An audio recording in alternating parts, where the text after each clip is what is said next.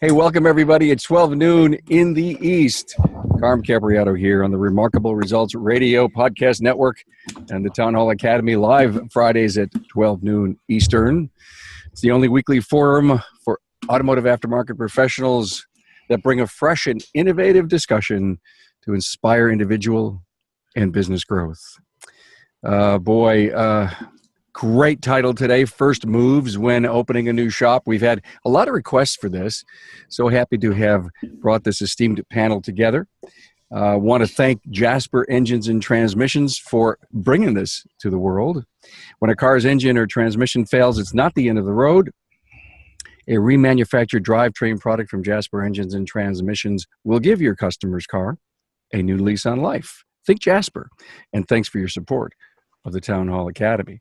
Well, with me today is Bambi Crozier. We'll do ladies first. Hi, Bambi. Hello. Glad to have you here. Peter Rudloff. Where's Pete? What's up, guys? There's Pete. Tom Ham. Hello. Nice to see you, Tom. And Rick White. Good afternoon. Wow. So we've got 3 shop owners and a coach consultant who used to own a shop. Yes. How exciting. By the way, just to let you all know, if you want to bookend to this episode, it was last Friday that our Town Hall Academy was finding a business coach, and we repurposed the audio on Wednesday.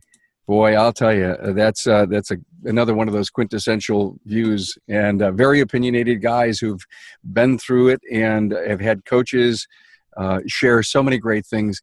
And next week, just to tease everyone, our subject is lessons I learned when I sold my shop. So if you follow the E-Myth principle, then every decision you make is for what that day that you're going to sell your shop. So I guess it's really important to have to hear. It's going to be, I think there's enough baby boomers out there that want to sell that are really going to be excited about that episode. Well, look at, so first moves when opening a new shop. I know that many of the people that are going to appreciate this episode with our guests are going to they're opening a shop. It's opened. And they're in their first trimester of whatever you'd want to call it, 3 years, 6 years, 9 years in, and they may be struggling a little bit. I think the principles here are really going to be important. So what I think I'd like to do is start with the biggest reason, the why. And from the talking points that everyone on the panel gave me, every one of you said, hey, you got to evaluate. Why are you doing this? So let's start with Pete, and I'm going to have you all give us the why piece here. Pete, start. Cool. Well, so you got to figure out, why are you opening up a shop? Is it monetary gain, or in my case, it was because I wasn't employable, right? So I was too much of a hard head to work for somebody else. So I had to start my own place and do my own thing. Figure out, does it make sense? Can you afford to open up a shop? Can you afford to put together a plan that is going to get you there in the long term? So having that written plan is really important, especially in today's day and age. I think 30 years ago, you could jump in without a plan and probably be okay. But now, if you're going to do it, you got to figure out why you're doing it so you can set your goals and move further down the road that way. Bambi, when you and your husband started, what was your why? Well, to start with, our why was I had lost my job with AT&T and I was the only one working. So we needed to come up with something, to pay for our family. So that's usually where we start. But as we started thinking about what do we want to do, we did some market research in the area, and we realized there's no one who does what we do here with the type of skill set and the talent that Neil had. We're small enough that we don't have a lot of Land Rover. We don't have a Land Rover. We don't have an Audi. We don't have a Jet. We don't have these dealerships locally, and he had the talent. But ultimately, as we started to plan, our why was more about changing the face of automotive. We needed to understand. I think it's important that you know why you're doing something, because the more that you know why you're doing it, the more people are going to jump on that belief bandwagon with you. And it's going to help you avoid having to throw out promotions, having to throw out, giving away, everything to get people to come to you. So behavior is influenced a lot either through manipulation or inspiration. And for us, we wanted to inspire others by changing the face of automotive. I love what she said, guys. She said something that was very Greek. She said, "We researched." Don't you just have a set of tools and you just do this thing? Guilty. Yes, sir. But not anymore. Right. Well, and I think that goes to a credit to you guys, Bambi, of how successful you've become in such a short period of time. Mm-hmm. So I was still dying and starving after 5-6 years. So I didn't know what I was doing other than I could fix cars. Right, that's all I had going for me is I knew how to fix cars. Well, that's a lot to go for. I was reading, I don't know if you guys have ever read Start With Why, but there was this really powerful section talked about Apple and Steve Jobs and Wozniak, and he says, you need someone who knows the vision, the why, and someone who knows the how.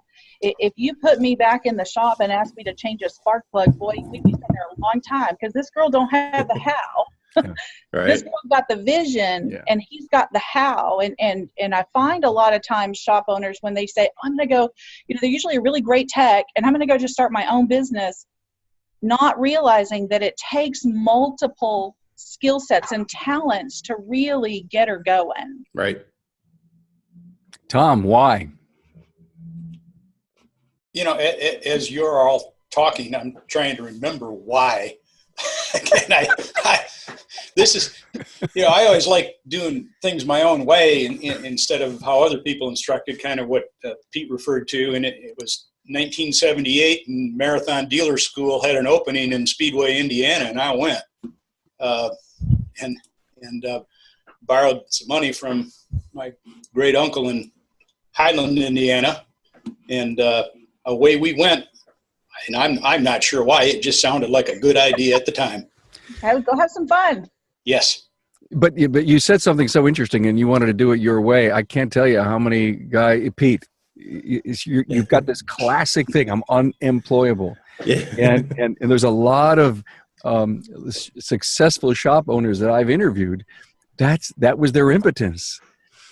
And now they regret some of the things that they didn't do on day one, which is what our show is about. And please remember something, and I thought about this morning. So why are we doing this? We're doing it because the people who are going to replace you, they got to be starting somewhere. And if we could get a little bit of a blueprint for them to say, hey, I'm unemployable, I want to do this on my own, the millennials or whatever age young man or woman who want to join this industry, we really want them to be more successful in the earlier days than any legacy person was. I can tell you the first thing I would say, the strongest piece of early recommendation I would give is to buy an established shop, whether it's a failing shop or a successful shop, doesn't matter. Buy an established facility would get you a pretty big jump start ahead if you buy the right one. Amen. Yes. So, Rick, what does that get you? What does what get me? Buying an established shop. It gets you an existing customer base. It gets you cash flow, and it gets you a something with a reputation that you can either improve on or make better. I have started a business from nothing, and I have bought a business, and buying a business is a lot better to do. But you want to be careful. Like when I bought my business, I was working at a Shell station running the garage. The owner of the Shell station had a microwave. I had what do you call them? Pacemaker. And if he walked by a microwave, he'd start doing this. So he couldn't go near cars. And what happened was I would go in one day and he's like, I'm going to shut this down and make it a Dunkin' Donuts. No, I'm going to make the garage work. No, I'm just going to shut it down and sell it. So there was no stability there for me. And that's when I realized I'm working for a jerk.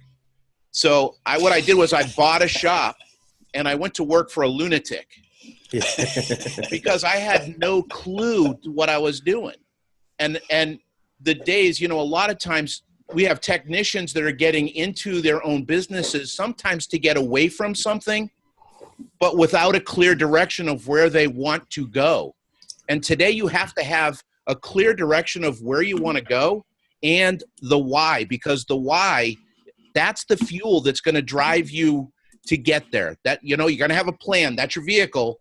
Your why is the fuel that's going to get you there, because you're going to hit challenges. You're going to hit obstacles. You're going to get bored doing what you're doing. And if your why isn't powerful enough, you're not going to have the energy to be successful. So Pete, you got to create a vision of what what you want your shop to be. Yeah, you got to decide what you want your reputation to be, what type of garage you want to have, how you want the workflow to be, your ideal customer, client communication, how are you going to afford it? There's so many different things that you need to do. What are you going to do for advertising? Are you going to go in with a partnership? Are you going to be the local fix-it shop, or are you going to concentrate on maintenance? Do you want your cars that are coming into your bays to be cars that are less than 100,000 miles on them? Or do you want cars with 250,000 miles on them? There's so many different ways to run a successful auto shop. You got to decide which one that you want to be. That way, because you can't do all of them, right? You can't be the everything to everybody. You got to figure that out and figure out what you want to be. That way, you can focus on that and do just that. Rick, I guess you got to be willing to give up something. Absolutely you do, because you're not going to be able to keep doing what you've been doing and then take on a shop, right? It's like having a second family. You've got to understand, for me to be successful, look, I love the psychology of success. To be successful, I need to be hungry. I need to have the energy to do the stuff, and I need to be resourceful. There's going to be a lot of people that are going to say no to you. And you got to just understand that that's their no, not yours. You just got to find someone else. People say, I don't have enough money, or I don't have enough cars, or I don't have enough customers. And that's what they call a lack of resources, but it's really not. It's a lack of resourcefulness. What could you be doing differently to get more cars, to get more customers, to get the help that you want? I mean, let's face it, everybody here, I'm sure, will agree, getting help now is a lot different than it was even 5 years ago. You've got to get crazy creative to get people to get you, to come to work with you today. And it's just a matter of resourcefulness. I have a shop in a city of 100,000 people say there's no good techs. That's ridiculous. Absolutely ridiculous. It's a terrible story. So you've got to be able to give something up. You've got to be creative. You've got to work hard. I mean, how many of us have spent the whole night at a shop working on a car at some point? I have. Just to make sure it got done. Yep. No way. Haven't done that in a long time, mind you. Oh, I haven't either. Ultimately, with anybody opening a business, auto repair shop fits in there too. It's the independence factor. It's almost the American phenomena of everybody wants to do things their own way.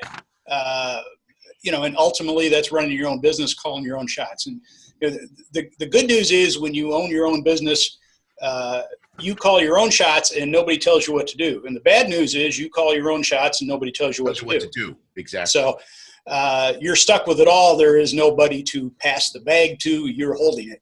But there's something great about it, and that's why there's businesses out there that aren't particularly profitable, and the guys don't go on a lot of vacations. But at the end of the day, they do it their way and nobody else's, and that's the number one goal they have, and they satisfy the goal. And sometimes that gets in the way of success. Yes. Oh, absolutely. And we will talk about that. Okay. It depends on how you define success too, Carm. I mean, because I'm not knocking somebody if they're happy and content and they're accomplishing their goals. That's a success. Yes. Success is individual. Yeah, absolutely right. Right. And I've seen a lot of guys complaining about their lack of success because they really wanted more from what they currently have. And they also realize it's so much more competitive to compete out there for the talent and the customer. But Carm, one of the things is, they're not happy with what they got. But when you sit down and you ask them what they want, they don't know. Right. It's so hard when most of us are trying to drive a car staring at the rearview mirror. We're driving away from something. We're trying to get away from something, driving forward. And it's an accident waiting to happen. We've got to know where we're going. We've got to know what we want. What does success look like? That doesn't mean a $10 million shop to one guy. It could be, hey, I want to do this or this. So it's all different. Does that make sense? It does. Absolutely. Let us get into a couple of brass tacks. For example, location. Tom, is that important? Yeah, that's right at the top of the list. And it's one of the really undervalued things. It's very difficult to explain to people, and people have heard it. The three most important things are location, location, location. People say, yeah, I've heard that, et cetera. But you just cannot emphasize that enough. The phrase that I often use is you are far better off in a rundown 2-bay old service station on a great intersection in town than a brand new 8-bay facility in an industrial complex. I'll guarantee you, you're better off in the gas station.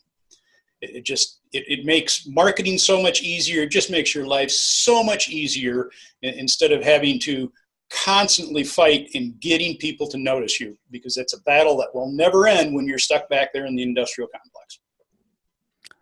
And I'm imagining you're all agreeing with that. Oh yeah. Well, not only that, but demographics. Yes. Right. I had one shop call me up and they said, "Hey, we're having a problem. We ran the demographics and the average income was $20,000 a year." I was like, "Holy crap! These people can't afford a bus pass. What are you doing there?" And that lends exactly into what Tom is saying. I think if you studied what location meant, it does mean you've got to do the research as to who's living in that 5 to 10 mile radius. Right. I think that's key. Right. Can they afford me? Right. No matter what your rate's going to be, can they afford me? To get into some of the shameless promotion or whatever, Automotive Management Network, one of the documents we have on there is a document to find a location, and it has a scoring system, and it goes through about 20, 30 different features of a great location, and you can score them and rate them and do research with the county and all this kind of stuff. And we've done that. We did that when we moved, and it's really strange because you'll look at 3-4 different locations, and the one that you think emotionally is the best does not score the best. And we ended up changing to not the one that we thought we wanted, to a different one because it scored significantly better. Well, thank you for the resources that are on the Automotive Management Network. Tom's got one heck of a site, 12,000 members, so much there. And I love your surveys. Love your surveys. Financial, it's not important, is it?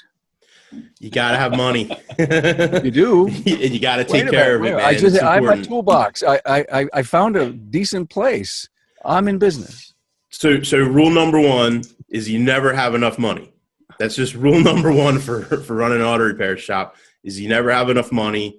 You got to make sure that you invest carefully. Don't just go out and buy a $40,000 aligner because you got approved for it. Make sure that it's going to make you the money that makes sense for you.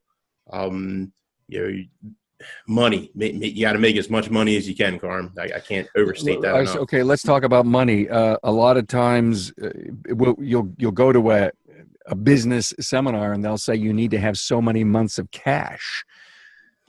Yeah, it's right. So I don't think having 20 or 30 grand in the bank is enough. I think you need to have a significant amount of money sitting in the bank for if something goes wrong. You mean I just can't make it every day and put it away?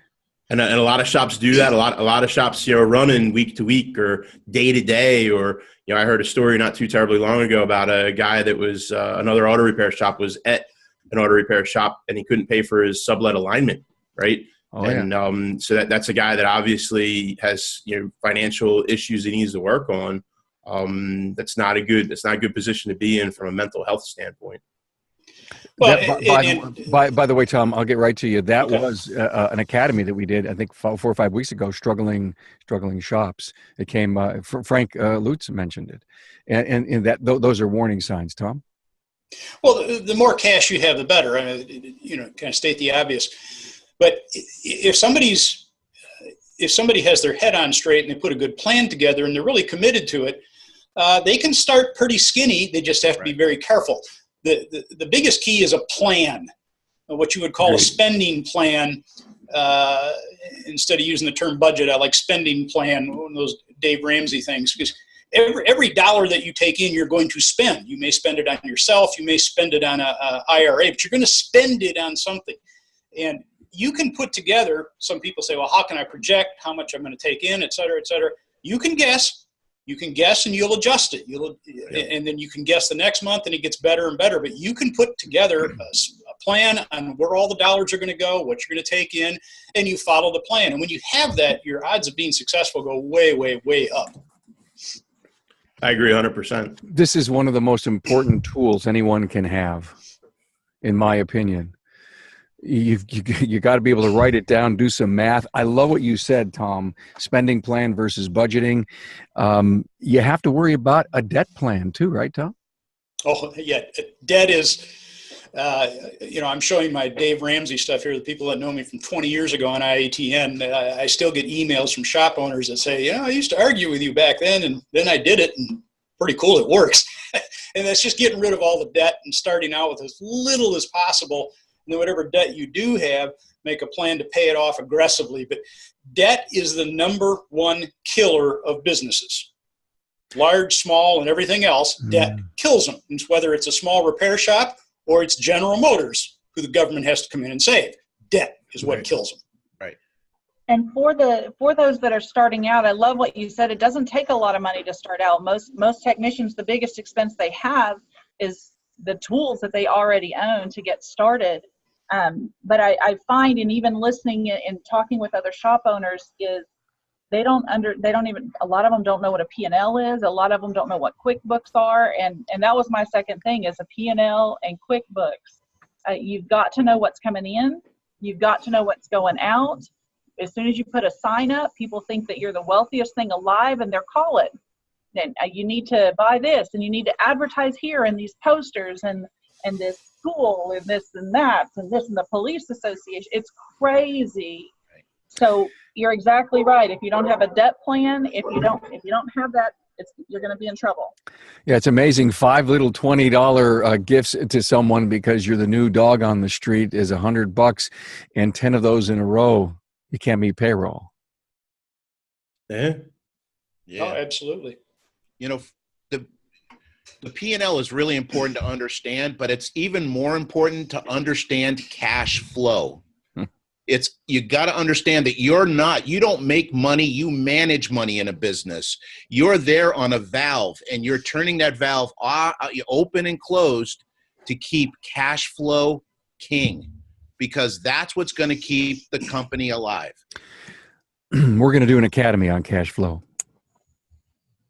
Well, what I've recommended to a number of people, that the accounting statements, the QuickBooks, the accountants, the P&L, that whole thing, it just glazes a lot of people over. And then they can spend several hours, have somebody explain it to them, and at the end of it, they go, I have no idea what I just saw.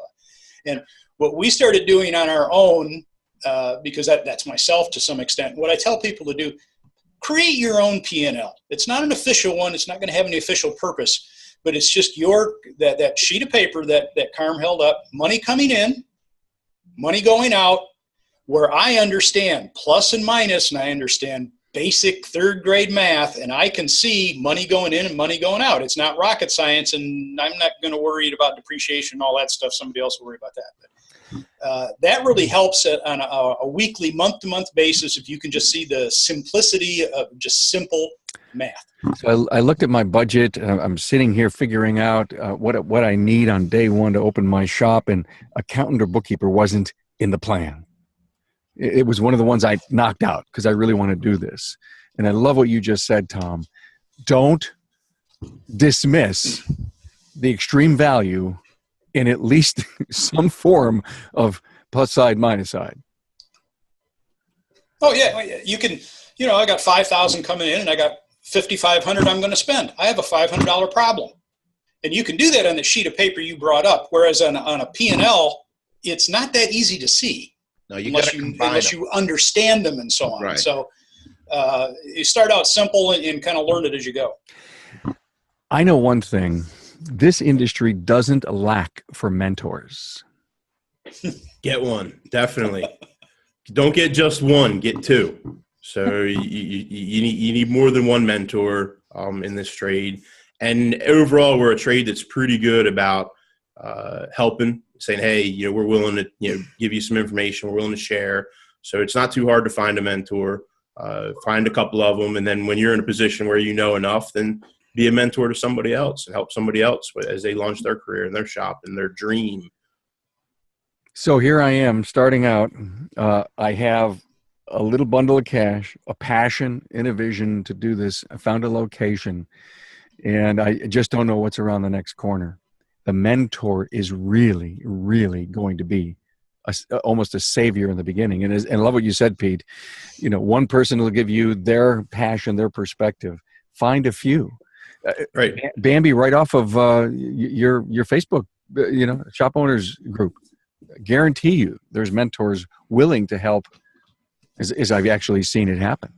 Absolutely. And training, you need two types of training. What I've learned is you need your business training, so you're going into business, but also a lot of these guys I see do not invest in training for the technician side too. So you need two types of training. It's really quick with how fast our cars are changing and computer technology changes. If we don't keep up on the technical side as well as running the business side, it's a danger. So training is definitely my third thing too.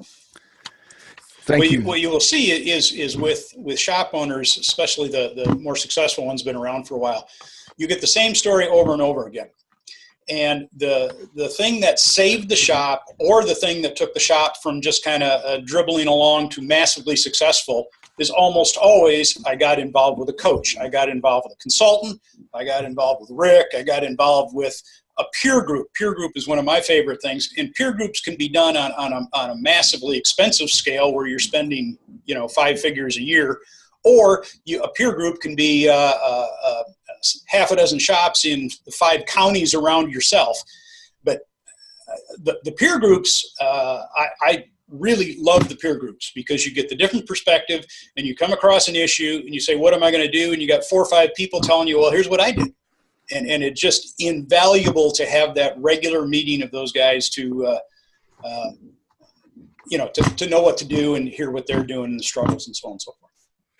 Carm, I'd add that once you do get yourself some mentors, remember, you don't need to do every single thing they say, right? So you need to take the philosophies and experiences they've had and blend them into what works for you and what your philosophy is, and to how you see your vision of being successful. I mean, any good mentor doesn't expect you to follow to the letter what they say. They want to share their experience and say, here's what worked for me. Maybe something along this lines will work for you. So you don't feel like you got to be painted into, I have to do it their way. We're a highly independent field, right? Auto repair shop owners, we're incredibly independent, if nothing else. And so it's important that we keep our own brand and our own way of doing things to some degree, but enhance it through a mentor.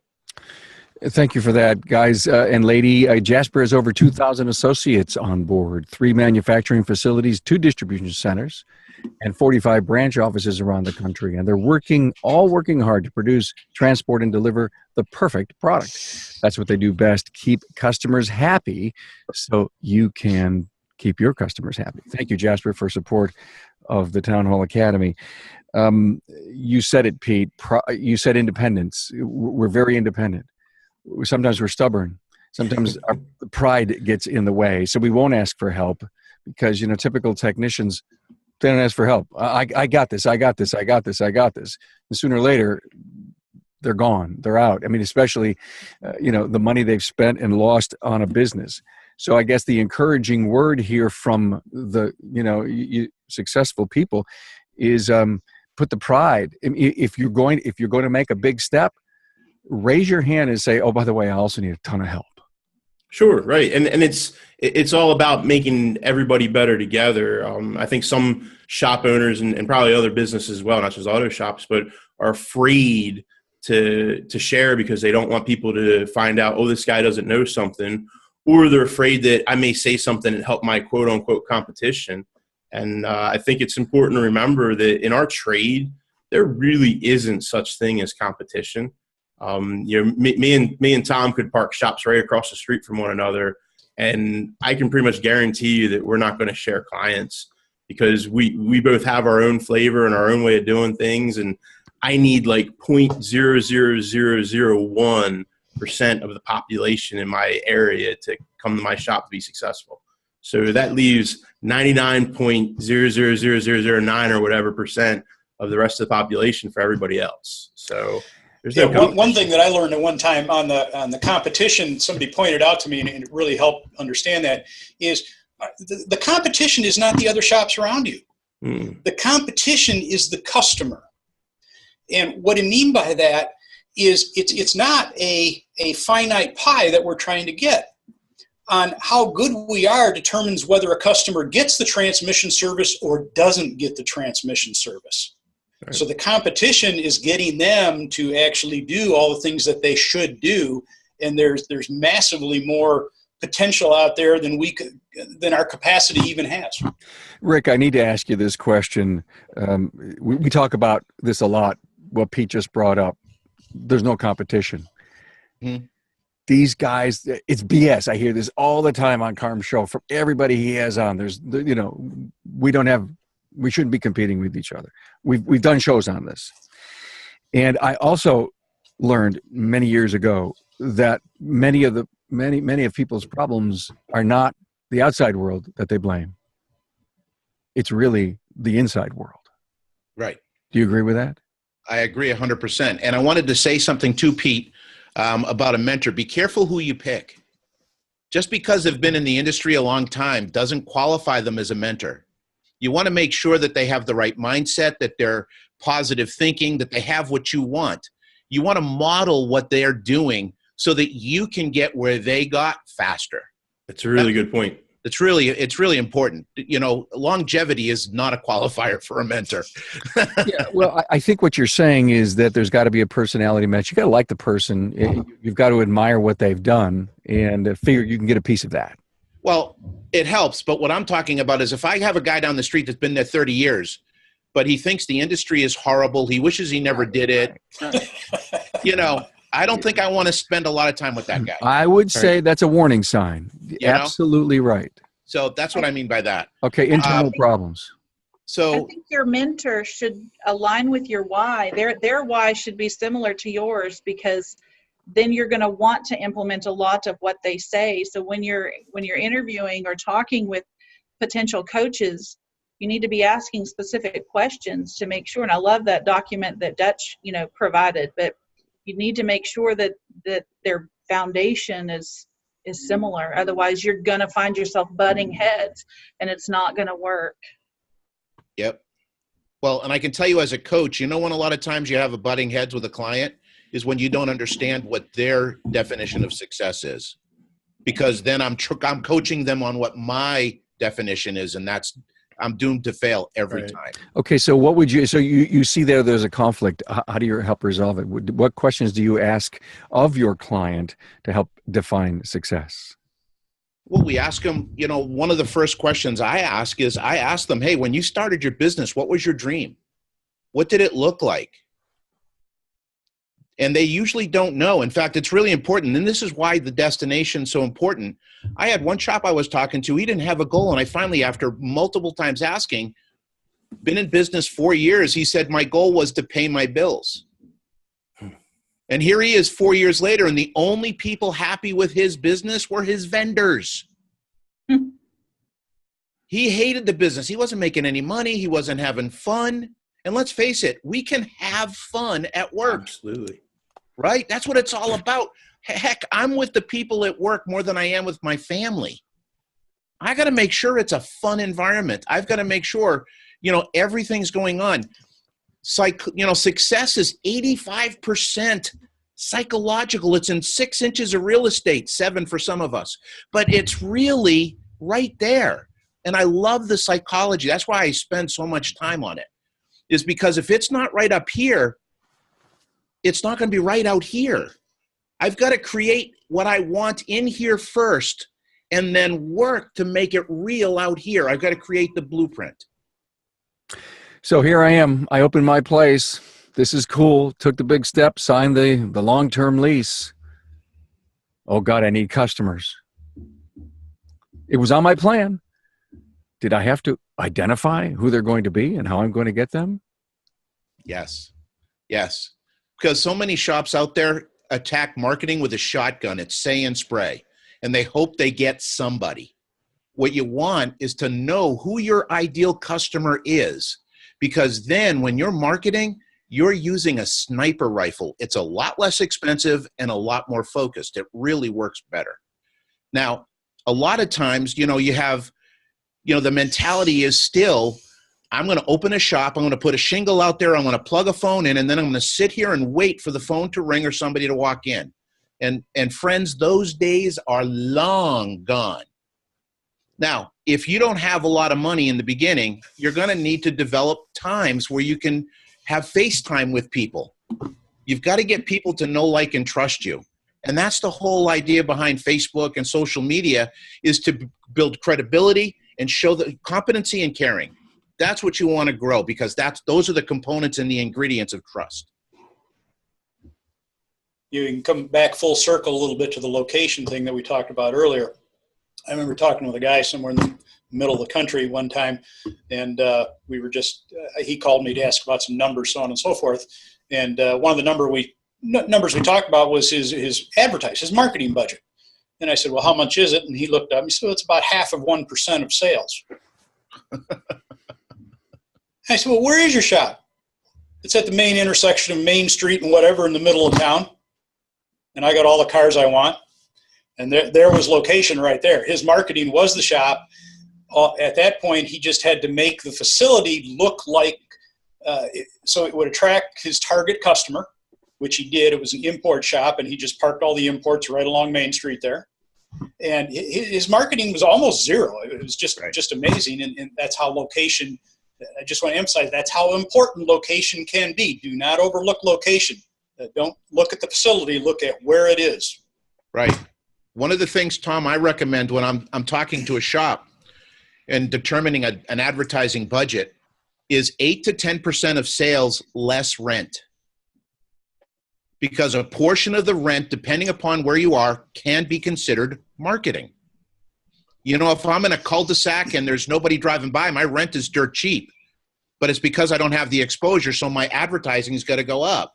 Now, if I'm on Main Street, I'm going to be paying a higher rate for that rent, but it's going to be because of the foot traffic, the exposure. I take 8 to 10% of sales, subtract my rent, and that's what I spend on advertising. Absolutely. Yeah. You can really raise the rent figure if you're not going to spend on marketing. Absolutely. Yep. It's a great way to do it. So, Bambi, when you opened, what was your attack on getting customers? Well, the first thing we did is we parked the right kind of cars that we wanted. Neil joined a group, it's called British Iron, and it's local here because he's British and they have European cars and they value that kind of thing. And when we first opened, they all brought their British cars and set them out. We had a big open house. I love it. So that brought a lot of attention. We had Rolls Royce and Triumphs and MGs. We had some really old, we had some really new, we had Land Rovers and Jags. And people got to know us simply from that. And we would do those every few months. We would, have that type of a meet. And it was really helpful. Love it. Great idea. Yeah, Neil's from England. Yes. Got to listen to Bambi's episode. She talks about that interesting language barrier. It's just so cool. I just love it. Peter, yes, sir. Customers. How are you going to go out and attack and get some customers in your new place? So I think it depends on, did you buy an existing shop, like location, like what Tom said too. If you bought an existing location, you should have a customer base to start with. If you're like me and you bootstrapped it from day one, every customer was a fight to get early on, and then really all my customers that I have now came from existing customers. I don't do any advertising. All of my advertising now since like 2011 is just doing really good work, and then asking my clients, hey, if you got somebody, send them my way, and that keeps us booked out a week and a half, 2 weeks out. I don't think that's a viable way to start if you're starting from zero as a shop. I think you need to advertise. You need to start bringing bodies in. Even bringing the wrong kind of client in initially is okay if you're just getting off the ground and just getting started, because you need that cash flow. You need to be bringing some money through the shop. You need to learn how to take the clients who aren't your ideal clients and figure out who they know that are your ideal clients, right? And then so you kind of ladder up and work to a better overall client base. And I think eventually you get to a point, I know at least for my shop, we've gotten to a point where we don't advertise, and we're not on Main Street. You can't find my shop unless you have a very detailed map. So, and even then, you might be right next to our shop and not know it. Hey, Yeah, on the marketing and location, so on and so forth. Another option, it's the way that I started, and when I get together with a bunch of guys around my generation, I'll find out that half of them started this way too. Where we started with service stations, and that's changed a lot from what it was back in the late 70s and so on. But there's still areas of the country where the full service station still exists. And if you're thinking of starting a shop, don't write that off as, oh, I don't want to get involved in the gas station. You got to keep in mind there's a whole bunch of people are going to drive right up to your door every day. Right. And you can interact with those people and talk about a marketing opportunity. So it is a possibility. It's something to look at. You will learn about cash flow very quickly, though. You need, because gasoline's expensive and you go through it real fast. So, but great opportunity in some areas to start with a service station, and some guys have had service stations many years and they're very profitable. anybody ever just walk in one day and say, "Hey, what do you do here?" I've had more than a couple people that have walked into my shop looking for other places and go, I didn't even know there was an auto shop here. All right, now is that a warning sign? Maybe. I just tell them we're Delaware's best kept secret. Carm, the reality is people have a herd mentality. I remember one time I had a person call up with a check engine light issue, and I got him. I asked him all the questions. We got an appointment set, and he goes, "Okay, where are you?" And the name of the shop was Tremont Street Garage. And he says, "I'm guessing you're on Tremont Street." And I said, "Yes." I said, "Good guess." I said, "I'm between the fire station and the car wash." And he goes, "No, you're not." And I laughed and I said, "Look, you're coming down this way here, go by the fire station, pull in the next driveway, and unless we have a Wizard of Oz win tonight, I promise we'll be here tomorrow." And he came in the next day laughing and smiling and apologizing. He says, "I never saw you here." Now, keep in mind, we changed our signs twice, painted the building once, added flower gardens, and he never saw us. So, I mean, the reality is, I say that people, a business owner has four primary responsibilities to his business. The first is he has to create and protect his brand. It's how it feels to do business with you. And you've got to get it so that no matter who the customer deals with, it feels the same way all the time. The second you have to do is you got to generate awareness of your business. See, to the business owner, your business is your life. But to everybody else, I guarantee you, they don't know about you. You've got to generate massive awareness. The third thing, to Bambi's point, you got to grow your staff. It's got to be it's core to your success is growing your staff. I had a shop owner once go, "I don't want to train him, he'll leave." And I said, "What happens if he stays?" Right? So, and then the last thing is the shop owner's got to set the pace of the business. And PACE is an acronym. It stands for purpose and passion. It stands for activity and attitude. It stands for commitment and caring and expectation and energy. Those are the jobs of a business owner. Hey, if anyone wants any more energy from Rick, go to the site, type in Rick White, and listen to his episode, because if you need another dose or a continuing dose, it was really a well done episode, Rick. Thank you, and thanks for coming on all the academies. Hey, name of the shop, you mentioned Tremont Street. Tremont Street. Tremont. Was that a good name? It was a great name. Now, it was funny because originally the name was Rick White's Tremont Street Garage. And when I incorporated, I started out as a DBA. And when I went to incorporate, I actually took my name off of the shop.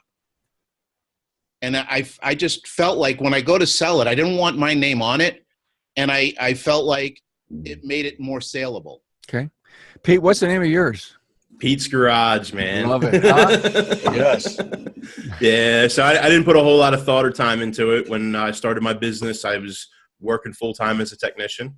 And the local auto parts chain that I was dealing with, they said, "Oh, we're going to start you an account, Pete, because you're doing enough volume with us." And so they started an account, and in the account, they put Pete's Garage.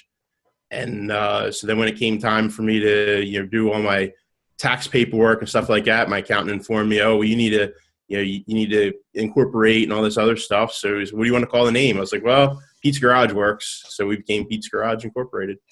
So really super complicated, right? His name, you know what? I love it. The purest sense of who does it and what you do. Right. And we actually do get quite a few new clients that show up and they go, well, I just felt that it seemed like it was a shop that I'd be able to come and talk to the owner and that sort of thing. So we do get some of that, but I think for us, the name has been, not as important. I've looked at changing it more than a couple of times. I think, certainly from a saleability standpoint, I think that it's not a strong name. Let's bring up continuing education. We have to. Okay. So it's important. Yes. Yeah. Education is important. You're going, and there's a whole lot of ways to educate, between getting coaches, going to classes, through mistakes. You're going to screw up. When you do screw up, use that to learn from. So education is really, really key. You got to learn how the business works. You got to keep yourself up to speed on the technical side of things, or at least keep your people up to speed on the technical side of things that need to. So, there's some of the fundamentals, key numbers. I think we talked about these a while back, I believe. And it doesn't really have to be a long list. There's a relatively short list of key numbers that if you learn them and you stick with them and stay within some decent ranges, you'll probably be okay. But you got to take them seriously. You got to learn what they are. You got to track them on a constant basis and just know what they are. And that's what you'll see with the really successful shops, is they hit the numbers constantly. Right. And they're watching the trends and they're moving them back and forth, so on and so forth. So, and I'd add that just being a really great employee is not going to be enough education. You can't just rely on, well, I was a rock star technician or I was a rock star service manager at the place that I worked at. You can't rely on just that. You need to have more than that. You need to be able to put in more time and continue learning as you go. I mean, you're not going to. You need to just kind of have a philosophy. I'm not going to stop learning until I'm dead. Well, it's a good point. You're bringing it up on the expertise, and that's something really worth at least taking a minute to look at when somebody's starting out, because your typical technician, and if I build it, they will come. No, they won't. What people don't understand is that anybody that puts a shingle out that says auto repair, the consumer assumes they're good. Otherwise, they wouldn't be there. And what people often get it reversed. They think, well, if I'm the best mechanic in town, I'll be the most successful. Boy, is that a myth. The reality is, just in general, taking some of the top ones, what people will go to, first of all, is location. Second is the facility. Third is the service and personnel. And fourth is how good you fix the cars. Now, I'm not saying you should be bad at fixing cars, but you got to put it in perspective. That comes way behind a bunch of other stuff. And a lot of people, when they go into business, they have that all twisted around, and that's one of the reasons they fail. Well, and the other thing, too, is that tech that's the superstar, Pete, right? Like you said, he's going to go there, and who is he going to model running the business? Right. That would be the boss. And, then it's a hope and a prayer that the guy had an idea of what he was doing, which honestly, not many do. I mean, there's a lot that don't. Right. And if we're into this, I think one of the other things that I would really caution people on is first, know your number. Know your number. If you add your expenses to what you need a month, along with a little cushion to begin with, and then divide that by your gross profit, it's going to give you a break even. Yep. For the month. Mm-hmm. Now break it down by the day and even the hour. And that's your number every day. And please, if you're listening to this and you're going to start a business, don't go in there thinking, I'll just undercut all the competition. Because guess what? You might make a couple of bucks on the repair, but what if it comes back? I had a shop recently just call me up. They had a problem with a car. The guy had it fixed. It broke down in Ohio. This shop's in New York. And he ended up writing a check for $1,000 rental bill. And he was not happy about that. He didn't have the cash flow. He didn't have you need to build that stuff in. Yep. Know the value you bring to your customers from the get-go. so that you can charge an appropriate amount and be fair. I'm so glad you brought that up, that key in the door number. Yes. Because there aren't enough people that when they put their key in the door, they know what they need to make to break Right. even today. Now, yeah, we've done so many episodes coaching and the numbers and spreadsheets. You know, if you're just starting, it's probably not in the cards. But that simple equation, I appreciate you bringing that up. And also, you know, we were talking training. And it's so important, technician training, service advisor training, and who knows at what level you're going to be able to hire or have additional people. But CEO training, and I love to call owners CEOs today because we're the new profession. We're just not a trade anymore. You know, a quote from Bob Greenwood. And I love the fact that we're here talking about teaching people how to run a better business. And thank you for all that. Hit the wall, Pete. It's going to happen. Really? So, yeah, it happens to, I think, to everybody. You're going to hit a wall at some point in time. You're going to think that, oh, my God, this is horrible. You know, you've made some horrible mistake, or you know, a car got crashed, or you know, one of your employees set a car on fire, or the numbers aren't good enough. How are we going to pay rent this month? There's going to be a rough period of time that happens. And it's probably going to happen more than once. There's going to be ups and downs as you go through. You got to mentally be prepared for that wall when it gets there so that it doesn't break you, because the wall is, you know, surmountable. You can get over it. You can get past it. You can move on and be really successful. Usually what happens for me when you know, the last time I hit a wall is I wasn't paying close enough attention, right? So I didn't have my hand on the tiller well enough, and you know, didn't account for things, and you know, the market changed before I was ready for it, and yeah, I didn't expect it, and it caught me off guard, and I had to work through it, right? So when you do hit the wall, you just got to not give up, I guess. You have to, you know, sit down and figure it through, put together a plan, you know, get your goals in order. That was the other thing for me then when I hit a wall was, you know, my goals. Yeah, I had goals laid out that were contrary to each other, and you can't have goals that are contrary to each other. You got to lay them out in a way that, you know, this is my goals. My short-term goals help my midterm goals. My midterm goals are working towards my long-term goals. And you got to make sure you keep that accountability to yourself. Hey, everyone. At Jasper Engines and Transmissions, quality and customer service is their number one goal. Their associates take pride in their work, and it shows in the quality drivetrain products they produce. Their quality and customer service has kept them growing for 75 years. Thanks, Jasper, for your support of the Town Hall Academy. Anybody else on Hit the Wall? Any experience? Yeah, go ahead, Rick. It is going to happen. In fact, there's a great, I don't know if any of you have ever watched it on YouTube. You can see it. Have you ever heard of Randy Pausch? He was a Carnegie Mellon professor, and he was diagnosed with pancreatic cancer, and he has a video called The Last Lecture. Yep. And he talks about the wall. Everybody hits a wall, and the wall's not there to stop us. It's there to test us. You know, you've got to know what you're doing. You got to believe in what you're doing. You got to believe in why you're doing it. And you got to believe in the value that you're bringing, that what you're providing for your service. You know, I have clients, and I've talked about this. I believe that what we do is a ministry to our community. It's something that can be that. It can be a crusade. For Bambi, I know for you, you are so hopped up on making the industry better, and I think it's amazing what you're doing, but it's a crusade for you. And when we have a crusade, people can feel that. But you've got to believe in yourself and what you're doing. That will get you through the wall. I love when I hear the word value yourself. That's critical. Hey, thank you all. There's a question that came in. You know, we don't take questions off of Facebook. There's just too much tech going on in here to pull off this great episode. But someone who is on the Zoom platform, Barry Barrett, good friend, our mentor is supposed to tell you what to do or ask you great questions to guide you. What you say, panel? I say a good mentor shares experience, not necessarily tells you need to do this. I think it's more about sharing their experience, saying, hey, here's what I've done, here's what I've seen, here's what people I know have experienced, and then they help you figure out how to relate that to your situation.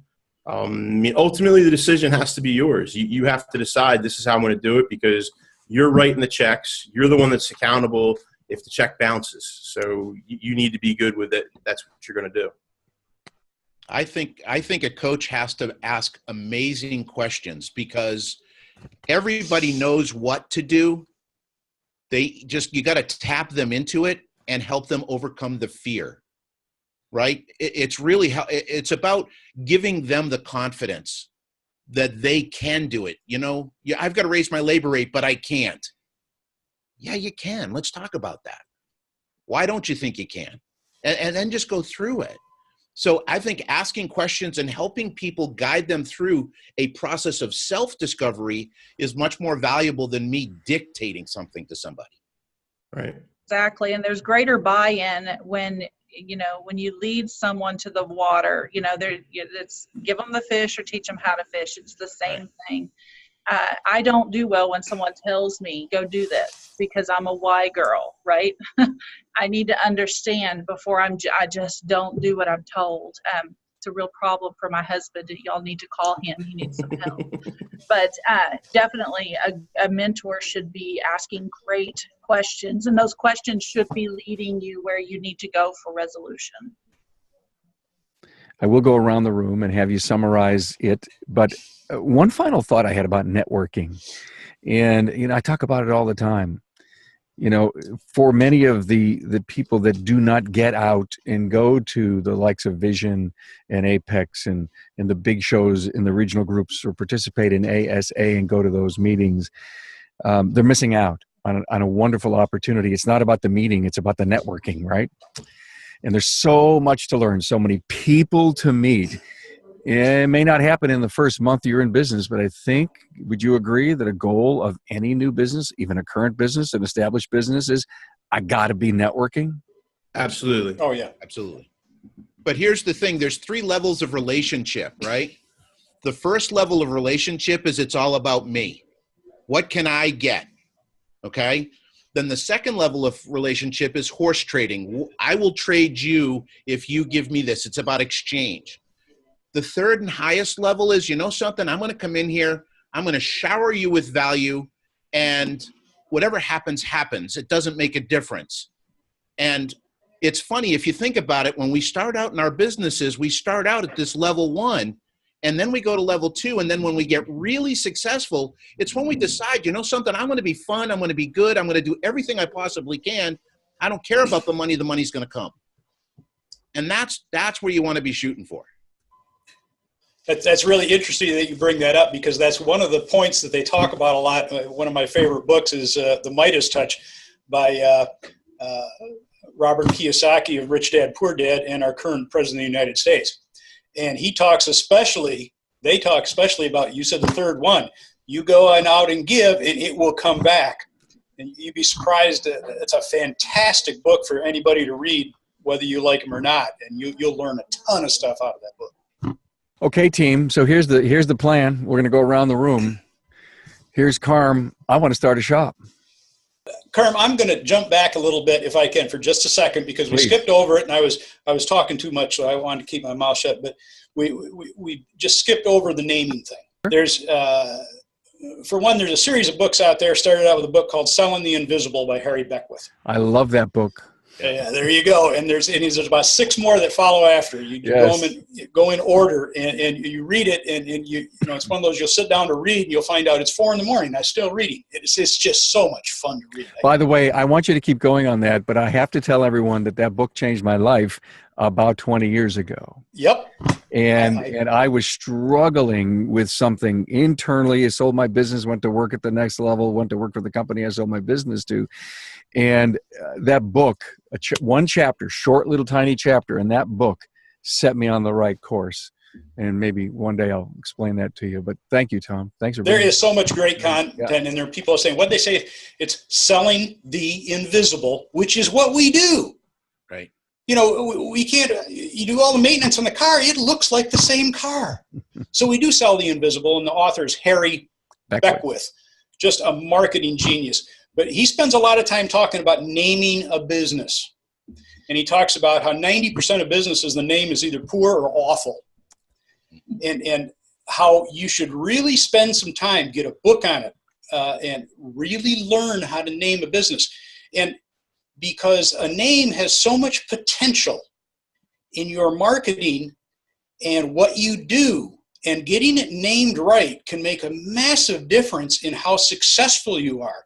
And a lot of us, we really don't realize that, and we don't take advantage of the potential. We started out with a name that wasn't very good, and we renamed it, and we branded it and logoed it and all that, and we spent my wife and I probably have 10 to 12 hours in picking the font for our logo.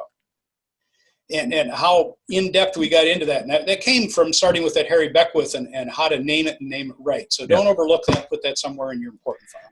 Thank you so much for bringing that up. You're so right, and I think just a fitting end. But I'm going to start a place. Tom, let's just stay right with you. Give me the 2-minute drill. Oh, that's the 5 points that we kind of covered. We just mentioned the name. We got to have a fantastic location. One thing that we did skip over is the hub, the centerpiece out of the whole shop runs, the most important piece of equipment in the entire shop, and that is the management software. And a lot of people see that as a spoke in the wheel, but it's the hub in which all the other spokes are attached to. And you want to go out, study, and pick the software, the management software that is right for you, and get something, because that's how everything runs, especially if you do it right. Let me share with you that Tom is passionate about that, and there's a lot of stuff on AMN about that. Yeah, we're in the middle right now. We're doing a survey of 80 shop management softwares. And if you go on our site and on Facebook, our Facebook page and so on, you'll see about 30% of those have already been turned in. And we have results already from unknown ones and from the big boys too. And it's still ongoing. If you don't see your results there, please encourage your software to do that. Software, we talked about the finance, and we talked about peer group coach management. So those 5 things, if you're on those 5, you build a strong foundation where you can launch, and at least you'll be going along. You're not going to go broke right out of the way if you get those fairly straight off the bat. Bambi, I'm going to start a place. What should I worry about? To me, it's 3 things. Start with your why. You got to know why you're doing this, because your why is going to determine how you inspire customers to come back, how you inspire your employees as you grow, how your business operates from the ground up. So the why is number 1. The number 2 is understanding what's coming in and what's going out. So having a clear, we're in transactional day to day. I've got cash coming in, and you can feel like you're okay when you're not. So your number 2 is really diving in and understanding early on. Take a community college course on QuickBooks. Do something so that you understand those numbers way before 2 or 3 years in, because you can get shut down by the IRS. You can get shut down by not paying your sales tax. You can get shut down by not paying your employment tax. There's so much. You don't know what you don't know. So understand what's coming in and what's going out. And then your number 3 is training. Because you don't know what you don't know, you need to train on the business side, and you need to keep your technical side together too. Thanks. Great advice. Sure appreciate you being here. Rick. Oh, I thought you'd never ask. Okay. So listen. The first thing I would say, you're going to say to me, what should I worry about? And I'm going to say that's the wrong question. What should you be excited about? Right? Because I got to focus on the positive and the potential, right? I got to know where I'm going. I got to know why I'm going there. I have to know what I'm willing to give up. And I have to plan. And I have a thing I call 3D planning, right? You got to plan for the destination. You got to plan for detours, and you got to plan for disasters, right? But once you have a plan, now you just work every day at growing your business, knowing those little things you got to do that are going to make your shop successful. Success and failure don't happen in one day. They happen a day at a time, okay? So just focus on, have the energy to do the work, and you're going to be amazing. Thank you so much. You're welcome. I have faith in you, bud. I'm energized, baby. Go, baby. Peter, take us home. So I think it starts with vision, right? You have to have a vision of what you want your company to be and where you want your company to grow into. And then you got to back that up with goals. You got to write down goals for the company, goals for yourself. You got to make sure that the goals of your company are not contrary to your personal goals, because if they are, you got a problem to figure out. I think you need to make sure that you're prepared for hitting the wall. Save as much money as you can. Don't take on debt that doesn't make sense. Try to be as debt-free as possible. I think it's a very important key to being successful. Probably the number one thing that cemented my success early on as a technician and then as a shop owner was having a really good inspection philosophy on every car that came through. We look every car over really, really thoroughly. We don't miss a single thing on any car that comes through.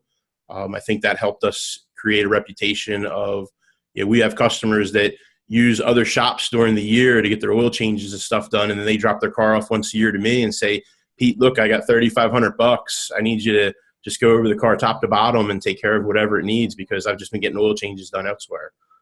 So having a really good inspection process, a written inspection process, is important. Putting your goals on paper, I think, is really important. If your goals aren't written down, they're not true, because if you try to keep them in your head, you're going to lie to yourself. You're going to go, well, yeah, I kind of meant this, when it's not. Put your goals on paper, review them regularly, adjust them as you need to, and that's fine, but have them written down, and then give back when you're able to. I think that's really the keys to being successful, and have fun, man. I'm in year 19, and I still am excited to go to work every day. So, you're a child. Yeah, right. Just a baby.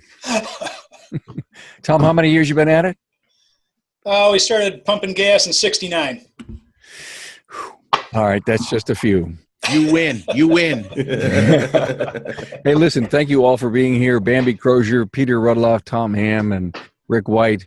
Great first moves when opening a new shop, and we went beyond that. So as we always do with these academies, man, these are great, perfect little audio textbooks for anyone. So thank you all. Have a great weekend. Fun hanging with you guys. Take care. Thanks for the invite. Enjoyed it.